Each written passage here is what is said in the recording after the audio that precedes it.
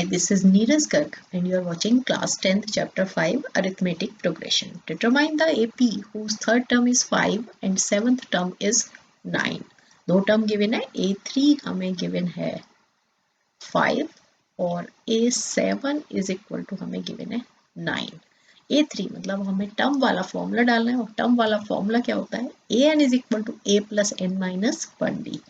तो यहाँ क्या आ जाएगा, a प्लस n कितना है 3 minus 1d that is equal to 5 और इसको हम क्या लिख सकते हैं, a plus 2d is equal to 5. ठीक है, सिमिलरली यहाँ भी आ जाएगा a plus 7 minus 1d is equal to 9 और a plus 6d is equal to 9. ये दो इक्वेशन आ गई, एक इक्वेशन ये हो गई और एक इक्वेशन हो गई ये. इस फर्स्ट इक्वेशन को इधर लिख लेते हैं, तो ये आ गया a plus 2d is equal to 5. ये हमने फर्स्ट इक्वेशन लिख ली. दोनों को माइनस कर देंगे, लीनियर की तरीके से हमने इनको सॉल्व कर देना है. माइनस करेंगे तो इस कैंसिल हो गया और ये आ गया हमारे पास 4d इज इक्वल टू, या 9 माइनस 5 हो जाएगा, सबके साइन चेंज होंगे.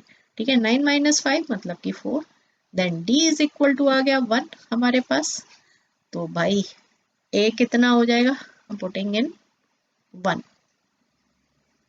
इन 1, तो a plus 2 into 1 is equal to 5, so a is equal to आ गया 3.